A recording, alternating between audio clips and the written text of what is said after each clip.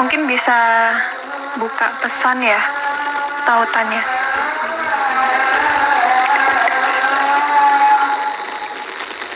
Yap, oke.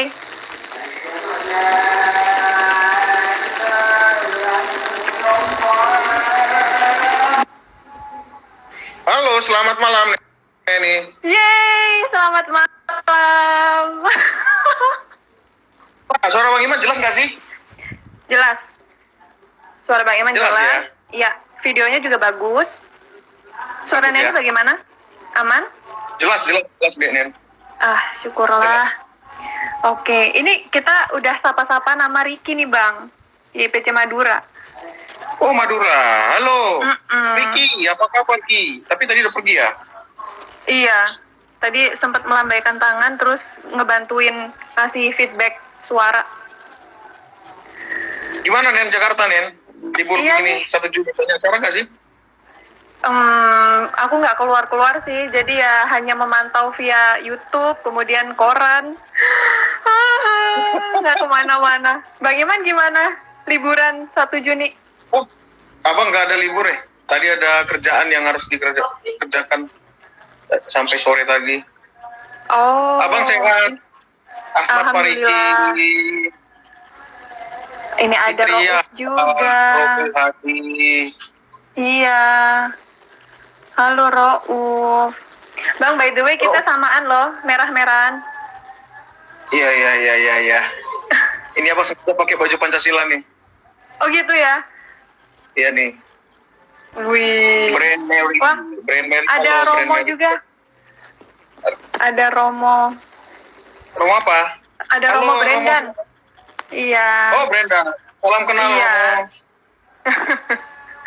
Salam kenal. Kawan di Malang. Oh, kawan di Malang ya? Iya. Oke, nih sepertinya teman-teman udah mulai gabung juga. Kita sambil tanya-tanya kabar. Habis ini kita mulai aja ya Bang ya. Oke Nen, silakan. Oke. Selamat hari. Oke, selamat Fitri, apa datang. kabar? Kayaknya ini Fitri ini alumni Prodi PKF nih. Maksud saya ini. Selamat Halo Hari Kak Pancasila, Fitri. Pak Fitri.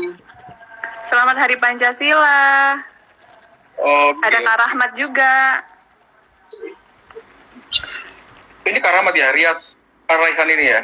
Iya, emang ininya apa akunnya sedikit membingungkan. Biasa begitu.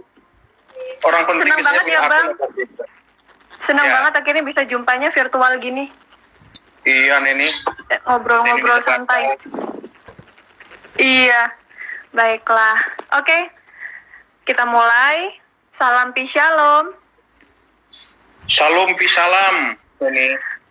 Iya, senang banget hari ini kita dapat kesempatan untuk bincang-bincang di platformnya YIP Center dan kita akan ngomongin momentum bersejarah di tanggal 1 Juni khususnya di tahun ini 2021 ya. Kita udah memperingati hari lahirnya Pancasila, terutama kita akan ngobrol tentang gimana sih aktualisasi sebagai pemuda yang berjiwa Pancasila. Nah, malam hari ini akan ditemani sama Bang Iman. Ini Bang Iman ini adalah sesepuh atau kakak kita semua di YIPC, terutama YIPC Jatim, dan senang banget bisa punya kesempatan ngobrol bareng Bang Iman. Mungkin biar kita makin kenal juga sama teman-teman yang ada di Jawa Timur maupun yang ada di manapun yang lagi nonton sekarang, kita bisa kayak kenalan dulu kali ya. Nah, kalau aku Neni Agustina Adamuka, fasilitator YIPC dulu di Malang, dan sekarang hijrah menjadi warga di YIPC Jakarta, kayak gitu. Dan Bang Iman sendiri, Bang Iman selain sebagai dosen di UNESA, Universitas Negeri Surabaya, beliau juga menjadi advisor dari YIPC Jawa Timur. Betul ya, Bang? Ya, betul Nen. Dan nggak salah lagi teman-teman, pada malam hari ini Bang Iman juga seseorang yang aktif banget untuk menyuarakan, bahkan juga menjadi pengajar mata kuliah umum kewarganegaraan dan PKN ya Kak ya? Ya Bang ya? Pancasila dan Oh, iya. kewarganegaraan. Pancasila dan kewarganegaraan. Nah, Bang, di momen hari ini nih, momen kita semua juga berefleksi tentang arti Pancasila juga. Menurut Bang Iman nih, arti Pancasila menurut Bang Iman tuh apa sih, Bang? Langsung aja. Ya kalau arti jelas dia merupakan dasar ya, 5 dasar ya, Panca dan Sila. Tapi kalau disebutkan makna Pancasila bagi saya di negeri ini Pancasila adalah anugerah yang besar untuk bangsa kita itu. Ya. Anugerah yang besar. Iya, dan betul. Saya mengatakan itu. iya. Oh, aku juga jadi ngerasa apa ya, makna dari anugerah itu besar banget sih. Bisa jadi hadiah yang besar dan juga hal yang diberkahi Tuhan untuk kita punya sebagai bangsa Indonesia. Nah, kalau ngobrolin tentang Pancasila sendiri, kan sebenarnya ya Bang, sebagai anak muda nih, kadang-kadang kita merasa kayak hari-hari momentum itu hanya kita selebrasi sebagai hari libur, kemudian ya udah kita melakukan aktivitas keseharian. Mungkin juga kalau ngelihat misalnya sekarang momentum Hari Pancasila, terus kita juga membaca artikel-artikel yang muncul di platform online tentang sejarah-sejarah Pancasila sendiri. Tapi sebenarnya Bang, apa sih Bang yang pentingnya di hari ini tuh, hal apa sih yang kemudian hari ini tuh jadi peringati kayak gitu? Kalau misalnya kita baca sejarah mungkin udah dijelasin, tapi sebenarnya kenapa sih anak muda tuh harus tetap ingat hari ini gitu, hari tanggal 1 Juni ini? Yang pertama, sayang sekali kalau akhirnya kita hanya memaknai 1 Juni itu karena merah, libur, terus ada yang pergi ke pantai, terus jalan-jalan ke mall gitu ya. Jadi negara memberikan waktu untuk kita memperingati hari lahir Pancasila, sebenarnya ini waktu untuk merefleksikan. Jadi sebenarnya negara pun punya waktu untuk melakukan refleksi, kira-kira sejauh apa negara ini berjalan berdasarkan Pancasila. Kenapa? Saya tadi sudah sampaikan di awal, Pancasila itu adalah anugerah yang sangat luar biasa untuk bangsa ini, teman-teman. Kalau Yudi Latif itu bilang, Bapak Yudi Latif bilang, Pancasila itu adalah titik tumpu, karena dia adalah dasar negara. Pancasila itu adalah titik temu, karena dia adalah pemersatu kita yang beragam ini. Neni orang Jawa, saya Batak, ya kan? Dari golongan dan etnis yang berbeda-beda, agama yang berbeda, kepercayaan yang berbeda-beda, kita bisa bersatu, dipertemukan oleh Pancasila. Yang berikutnya dia titik maju. Titik maju artinya sebagai falsafah gitu ya, falsafah bangsa. Jadi sebenarnya Pancasila harus dimaknai sebagai jati diri bangsa kita. Jati diri arti kepribadian. Jadi ketika kalau sekedar menghafalkan sila ketuhanan yang Maha Esa, kemanusiaan yang adil dan beradab, persatuan dan seterusnya, itu kita sangat mengecilkan Pancasila karena dia merupakan kepribadian dan jati diri bangsa kita sendiri. Iya, jadi kayak tadi juga disebutkan juga bahwa Pancasila ini jadi titik-titik yang penting untuk kita sebagai bangsa Indonesia, titik tumpu, titik temu, bahkan juga jadi titik maju sebagai bangsa Indonesia. Nah, teman-teman, sebagai anak muda nih, kan kita juga anak muda kan Bang ya? Masih dong. Iya, jadi sebagai anak muda juga perlu juga kita kayak memaknai Pancasila ini. Mungkin juga salah satu caranya juga dengan kayak belajar dari para cendekiawan, kemudian juga kita pun merefleksikan nilai-nilai Pancasila itu di diri kita sendiri. Bukan cuma kayak kita melakukan ritual yang dulu di sekolah mungkin kita lakukan tiap hari Senin, kita membaca Pancasila bareng-bareng. Nah, sekarang lebih lagi sebagai anak muda dan kita udah di titik yang lebih maju lagi, kita perlu merefleksikan dan tadi ya Bang, kayak menjadikan ini jadi titik-titik yang penting untuk diri kita juga. Oke, nah kalau teman-teman juga ingin berinteraksi dengan kita di sini, boleh juga langsung komen-komen aja di kolom chat. Nah, Bang, kalau di ngomongin Pancasila lagi nih Bang, kayak tadi mungkin disebutkan salah satu cendekiawannya Bapak Yudi Latif, terus kemarin juga aku juga sempat di koran juga diliput dari pendapatnya Buya Syafi'i, kemudian ada pendapatnya Romo Magnis, dan beragam apa namanya pendapatnya. Nah, tapi sama-sama menyorot bahwa pelaksanaan apa ya Pancasila ini belum dilaksanakan betul-betul gitu sama kita sebagai warga, bahkan mungkin juga bagi pemimpin-pemimpin kita gitu. Jadi masih dijadikan apa ya Bang, kayak tempelan aja gitu. Nah, gimana Bang Iman melihat itu gitu, bahwa Pancasila hanya sekedar dijadikan apa ya tempelan, kemudian pengindah lipstick aja bagi para pemimpin, tapi nggak betul-betul nih pelaksanaannya. Iya, jadi memang ketika saya mencoba, saya juga dipercaya ya, selain saya ngajar sebagai dosen hukum tata negara dan mata kuliah ilmu hukum lain, memang di kampus itu saya juga diminta untuk ngajar MKU, Pancasila dan pendidikan kewarganegaraan. Nah, khusus Pancasila, kenapa Pancasila dianggap tidak menarik? Karena memang ada paradigma yang salah tentang Pancasila. Pancasila dianggap hanya ya mungkin hanya sebuah kata words by words yang tidak terlalu punya pengaruh apa-apa, tanpa melihat kedalaman dari setiap isi sila itu. Padahal kalau kita melihat isi kelima sila itu, sampai juga ada yang menyatakan dia merupakan civil religion ya, ada istilah itu dikembangkan di kalangan akademik Pancasila, melihat bahwa Pancasila itu adalah agama sipil negara. Karena nggak mungkin kita yang beragam ini bertumpu kepada satu agama saja. Tapi yang menarik, ketika saya mengajar Pancasila, di pertemuan pertama, saya pasti mendorong mahasiswa untuk cek and recheck. Sampai saya bilang, coba cari sila pertama sampai sila kelima di kitab suci Anda, dan juga di kitab suci orang lain. Jadi itu tugas pertama dari mahasiswa saya, untuk meyakinkan mereka bahwa kelima sila itu eksis di semua agama. Dan ternyata teman mereka, itu sangat mengagetkan. Saya justru dulu hanya sekedar penasaran, saya memang ada penasaran, mana sih dalam perspektif Hindu, Buddha, Islam, Kristen, Katolik, kira-kira sila pertama, kedua, tiga eksis nggak di ayat-ayat kitab suci mereka? Temuan mahasiswa saya sangat banyak sekali, bahkan ada ratusan ayat. Sila pertama misalnya, sila tentang kemanusiaan, banyak sekali. Jadi sebenarnya tidak ada alasan untuk menolak Pancasila. Tidak ada alasan untuk mendinai bahwa Pancasila itu bisa menjadi titik universal kita, yang itu betul-betul memang relevan dengan semua kitab suci. Jadi kalau kita lihat orang Buddha misalnya, melihat sila pertama, ketuhanan yang Maha Esa. Padahal semua sila itu harus ketika diintegrasikan di dalam jiwa kita, dan ketika itu menjadi terintegrasi, itu akan berbuah perilaku kan gitu ya. Makanya menjadi aktualisasi value gitu ya. Jangankan dalam konteks bernegara, konteks berpacaran saja misalnya, ya sila itu sangat relevan. Ya kan? Sangat relevan sekali itu sila. Kenapa?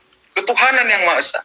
Bagaimana Anda menerapkan sila pertama ketika Anda membangun relasi, memulai hubungan dengan wanita dan pria yang Anda sayang? Doakan dia, kan gitu kan? Ketuhanan yang Maha Esa menunjukkan bahwa bangsa ini adalah bangsa yang tunduk kepada Allah yang Esa. Tunduk artinya termasuk dalam aspek itu. Bayangkan ya, sampai sekecil itu ya, nilai Pancasila sangat praktikal. Jadi jangan pandang Pancasila itu seperti nilai yang abstrak, tidak konkret. Wow, value, dia sebagai national value kita, itu bukan hanya untuk national value menurut saya, itu bisa menjadi personal value kita dalam menjalani kehidupan kita sehari-hari. Jadi saya pikir orang muda harus segera itu. Bagaimana membangun relasi yang berketuhanan yang Maha Esa. Bagaimana membangun hubungan relasi atau berpacaran yang sesuai dengan sila kedua, ketiga dan keempat, demokrasi, social justice. Waduh, sangat indah sekali itu nilai Pancasila kalau kita betul-betul mendalaminya. Aku baru ini loh, juga dari Bang Iman itu ternyata juga bisa sampai ke ini ya, personal value juga di kita gunakan Pancasila ini. Jadi dan bahkan sampai ke relasi romantis tadi ya, kita juga bisa nerapin itu loh teman-teman.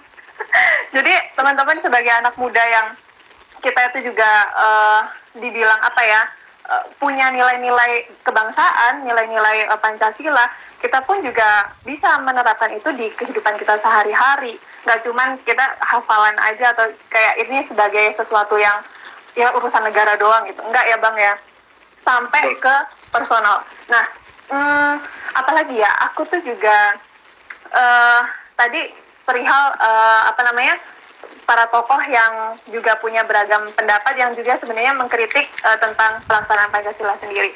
Terus tadi juga dapat respon bahwa pelaksanaan Pancasila itu nggak cuma urusan negara doang, tapi sampai ke personal kita juga. Nah, kalau dari cerita cerita pengalaman dari mahasiswa Abang tadi, kan Abang udah kasih kayak pertama kali tugasnya itu benar nggak sih ini bertentangan dengan nilai agama gitu, ternyata beragam banget. Nah, apakah juga ada kayak cerita-cerita unik nih dari pengalaman Abang mengajar teman-teman di kelas Pancasila itu yang bikin Abang kayak, oh ternyata ada ya teman-teman itu memaknai Pancasila sebagai ABC dari yang mungkin biasa aja sampai yang mungkin sedikit bikin geleng-geleng kepala gitu, mungkin apakah ada Bang ditemui di kampus misalnya? Iya, saya bersyukur ketika saya mengajar di kelas saya, setiap di akhir perkuliahan itu biasanya banyak cerita haru yang mahasiswa sampaikan ya.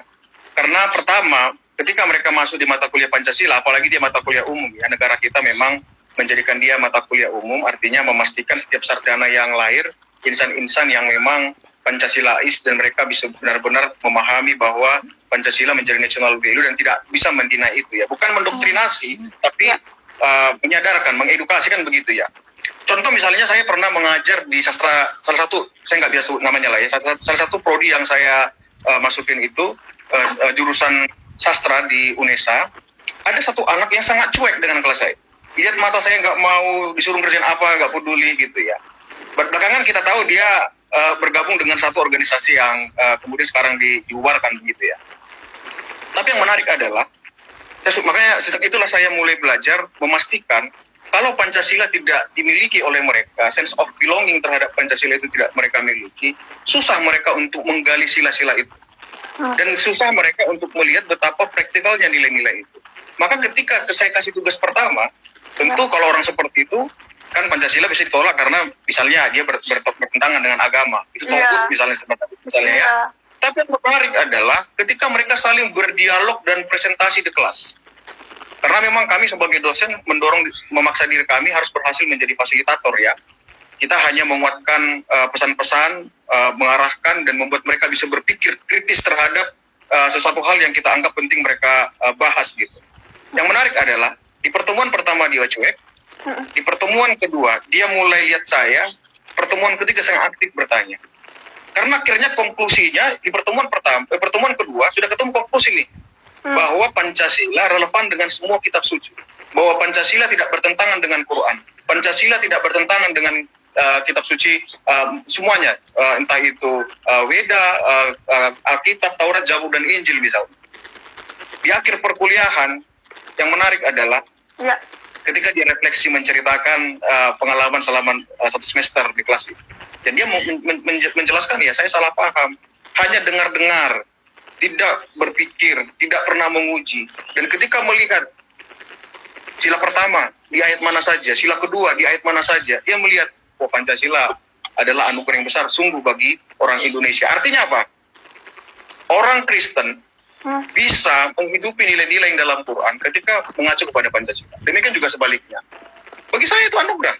Karena memang itu nilai yang universal yang saya pikir dimiliki oleh semua agama. Jadi banyak lagi.